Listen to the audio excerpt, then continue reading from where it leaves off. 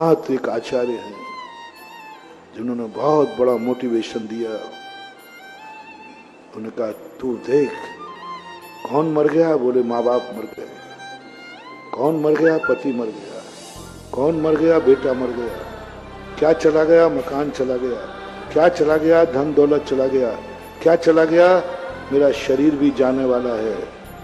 उसने कहा क्या, कुंद कुंद स्वामी कहते सब कुछ चला गया, तू है कि नहीं, क्या तू भी मर गया, तू जिंदा है कि नहीं। तो सारी दुनिया के जो थे उनका सुख एक तरफ रख लीजिए और तू अपने सुख का एक तरफ रख लीजिए, किसका बैलेंस ज्यादा है, तू है कि नहीं। अहम को खलु शुद्धो दंशन नान मयु सदा रूबी नबी अथ मज्ज किंचवी अन्नम परमाणु मित्तम भी। मैं हूं, अपनी सत्ता पहचानो मानवा। 5 मिनट दिया करो, मैं हूं, मैं जिंदा हूं, मैं जीवित हूं। 5 मिनट मैंने बहुत बार कहा। जो है, जो बचा है उसको वेलकम करो। जो चला गया रोगे, जो बचा है उसकी उपेक्षा करोगे, ये भी चला जाएगा। जो चला गया चला जाना ही था उसको।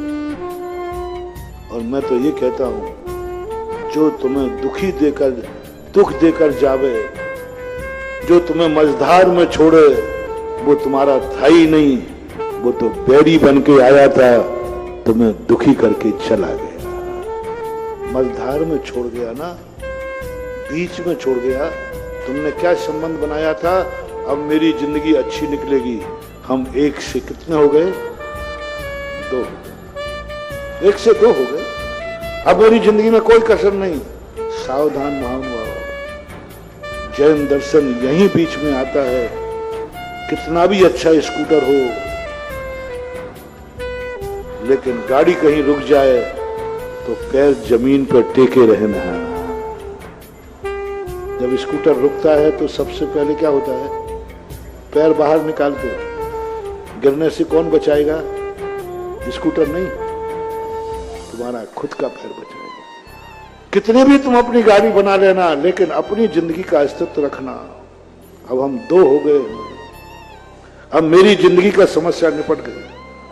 माँ बाप भी कहते अब मेरे बेटे की शादी हो गई, 2 हो गए, अब कोई चिंता नहीं। सावधान, बीच में धोखा हो सकता है।